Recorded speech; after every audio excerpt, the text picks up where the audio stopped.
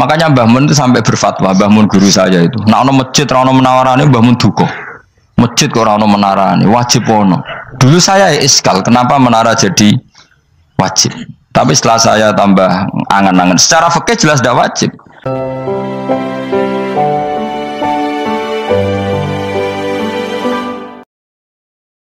Fatubu ila bariikum faqtulu anfusakum. Kamu syaratnya tobat harus saling membunuh, yaitu orang yang terbebas dari dosa itu membunuh yang tidak dosa. Masyhur itu. Terus Allah mengirimkan mendung yang pekat terus gelap. Ketika gelap itu yang al-bari yang enggak dosa mengeksekusi yang dosa. Sekarang kan enggak, paling tangkap KPK berarti penjara mulai suka sisa korupsi jake. Jadi penak lah pokoknya zaman akhir itu penak. Pemenang saya KPK ini mulai disoal, jadi aman lah. Sebuah sing bener di aja nih, sing bener ya pangeran. Misalnya rasa KPK lah, nak takwa ya rasa korupsi. Kalau KPK dilemahkan nanti yang korupsi marah. Lah masih orang KPK lah, nak di pangeran kan ya aman karena korupsi. Iku aneh-aneh, iku wong mukmin kok bakas ngono. Wis penting iku nak kowe di pangeran kan rasa polisi, rasa KPK, wis tetep rasa dosa wong medine mbek pangeran. Nah, kecuali rasa pangeran ateis, lah iku masalah. Ya, tapi kan omongan ini gak populer, padahal bener. Nah, jadi karena pemimpin ini terbebas korupsi, nak ono KPK, urip makmur, nak ono menteri kemakmuran. Pokoknya kuabe gue bukan gantung no pejabat negara. Mengenai tahu hitam jeblok, sak jeblok. Misalnya rasa sejahtera, saya menteri sosial harusnya gini. Ngono korupsi salah KPK.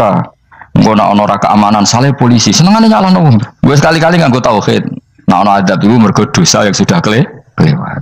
Ya tapi kan gak mungkin ngomong bernegara gitu. Tapi atas nama iman bahasa kita seperti itu. Kalau atas nama bernegara emang kita butuh polisi, butuh tentara, butuh KPK. Tapi atas nama iman ya tadi kalau kita diberi sanksi Allah itu rata-rata dari bima qaddamat ya jaga itu pasti ada salah yang pernah Anda lakukan. Ya, tapi sudahlah ini zaman sudah seperti ini. Sanut umumnya wong akeh. Kalau terang nomale masalah hisab ya. Hasibu anfusakum qabla an tuhasabu. Kamu menghisaplah diri kamu sebelum kamu dihisap. Misalnya saya sebagai ulama, tentu hisap terberat saya itu kitmanul ilmi, menyembunyikan apa? Ilmu. Karena ilmu kalau disembunyikan itu bahaya sekali. Bayangkan di alam fisik. Misalnya ada orang berkebutuhan pada kemaksiatan, terus di situ ditulis bar, karaoke misalnya. Orang bisa ke sana karena ada tulisannya, ada WA-nya, ada alamatnya. Kemudian ketika Anda bisa Fathul Qorib, tidak ada tulisannya. Harusnya Anda juga nulis ahli Fathul Qorib, ahli Fathul Mu'in, nah, atau ahli Jaljalut, tulis saja ahli Primbon, nggak apa-apa tulis saja. Penerus Ronggo Warsito, tulis saja. Zaman gendeng, nara melok gendeng, keduman, tulis saja. Tapi barokahnya tulisan itu kan orang bisa tahu. Makanya kenapa banyak orang sufi yang sudah menyembunyikan diri, warna nakal-nakal, karena dia disalahkan Allah karena menyembunyikan ilmu. Saya itu orang yang senang tertutup kecuali masalah ilmu. Saya mau mengajar terbuka seperti ini. Karena tadi, awal dari dikenalinya kemakrufan adalah dimaklumatkan. Awal dari dikenalinya keburukan juga karena dimaklumatkan. Betapa celakanya kalau kemungkaran dimaklumatkan, sementara kebenaran tidak dimaklumatkan. Makanya Mbah Mun itu sampai berfatwa, Mbah Mun guru saya itu. Nah, ono masjid, ono menawarane Mbah Mun duka. Masjid kok ono menarane, wajib ono. Dulu saya iskal, kenapa menara jadi wajib? Tapi setelah saya tambah angan-angan, secara fikih jelas tidak wajib. Tapi coba bayangkan, misalnya ada bar, lampunya tinggi, orang dari jauh tahu itu bar, sehingga kalau mau maksiat misalnya ingin ke sana. Sekarang misalnya masjid gak ada menara, ada orang ingin sholat, ono masjid tahu orang. Tapi baru kayak ada menaranya kan, tahu. Intinya semua kebaikan itu harus dimanarohkan. Makanya manaroh itu dari kata nur, dimenarakan, dari kata nur, dari kata dicahayakan, dimaklumatkan. Sehingga mulai dulu lama itu meskipun humul itu menyembunyikan diri. Tapi kalau masalah ilmu mereka membuka diri. Ya, coba kalau misalnya ngaji seperti saya ini, saya tidak terang-terangan jadi orang alim. Sebetulnya nggak baik. Kalau kamu ujub, sombong, aku orang alim itu tidak baik. Tapi kalau kita kan tidak karena ujub tadi, harus memaklumatkan. Coba berapa bapak-bapak yang tertolong nyari bidan ketika istrinya hamil, gara-gara tulisan karena yang nolong itu bidan, ya kan, dokter gigi. Atau kalau nggak dokter, ya ahli gigi. Ahli gigi itu yang dipasang tanpa medis itu. Nggak kamu menjadi tahu karena apa coba? Tulisan kan. Tapi kenapa kebaikan tidak seperti itu? Harusnya sampean tulis saja. Misalnya sampean nggak alim saja, maklar orang alim. siap menyalurkan ke tempat-tempat orang alim. Coba TKI tenaga kerja itu, mereka tahu Korea, Hongkong karena bisa penyalur tenaga kerja. Tulis saja rumah kamu penyalur ke orang alim. Nanti antar ke berduaan. Kalau ada orang tanya, maksudnya gimana? Kalau butuh orang alim, tak antarkan. Oh sudah, itu kalau se-Indonesia, itu luar biasa. Jadi yang ngajinya dulu Fathul Qorib sampai bab sholat itu saja ahli Fathul Qorib sampai bab sholat. Tulis saja dalam kurung pemahaman pas-pasan. Lo coba dokter itu kan fair. Kalau ilmunya pas-pasan tulis dokter umum. Kalau dia merasa pintar dokter spesialis. Dan itu menjadi orang tahu. Tulis saya kan ke ahli saraf. Nah, buatan guyon itu betul. Makanya saya ini termasuk orang yang menyembunyikan diri. Tapi kalau bab ilmu enggak. Sehingga nyun sewu saya ada sombong banyak gus-gus alim yang ngaji saya Jamul Jame, ngaji mahal. Padahal itu kitab tersulit di pondok. Tapi gara-gara saya sering cerita, saya pernah ngaji Jamul Jame sama Mbah Mun. Saya pernah mentakriri kitab ini. Ini banyak yang ngaji saya. Kalau tanpa itu kan mereka tidak tahu. Ya sama nggak apa-apa kalau menyaingi saya. Tulis saja di rumah kamu ahli Jamul Jame. Paling diparani ahli apa? Ahli jilid. Maksudnya kalau kitab kamu rusak bawa sini. Ya enggak. Nah, sehingga syarat utama jadi nabi itu sebetulnya memaklumatkan din kiri. Ya saya ulang lagi. Pertama nabi jadi nabi syaratnya apa? Memaklumatkan. Sehingga pertama beliau jadi nabi naik gunung Sofa, kemudian ya maksara Quraisyin halumu ilayya, wahai orang Quraisy kesini. Terus Nabi mulai manggil satu-satu, ya Bani Abdi Amanaf kesini, ya Bani Fihir kesini. Terus saya ini adalah An-Nadhirul Mubin. Saya sekarang diangkat jadi Nabi. Terus Abu Lahab marah-marah, tabbannaka ya Muhammad alihada jama'tana. Muhammad kamu itu orang sial, kita enak-enakan tidur gara-gara kamu manggil kita datang. Ternyata hanya untuk urusan seperti ini. Makanya terus ada tabbat yada abi labi watab. Tapi yang iman kemudian tanya, Muhammad kalau kamu setelah jadi Nabi misinya apa? Saya diutus Allah untuk kamu menyembah Allah, tidak boleh menyekutukan Allah, dan Allah memerintahkan kamu afaf itu meninggalkan zina, meninggalkan maling gini-gini. Coba kalau Nabi tidak memaklumatkan diri, jadi Nabi selunak-lunus, ketemu wong monggo nggih. Ada temu dia nggih. Sengerti nak Nabi ku sapa sih? Sehingga orang-orang yang humul, yang menyembunyikan diri itu di bab ulama masalah besar itu. Karena ciri utama dosa adalah kitmanul ilm. Makanya Nabi sidik amanat tabligh fatona. Tabligh itu lawan katanya apa? Kitman.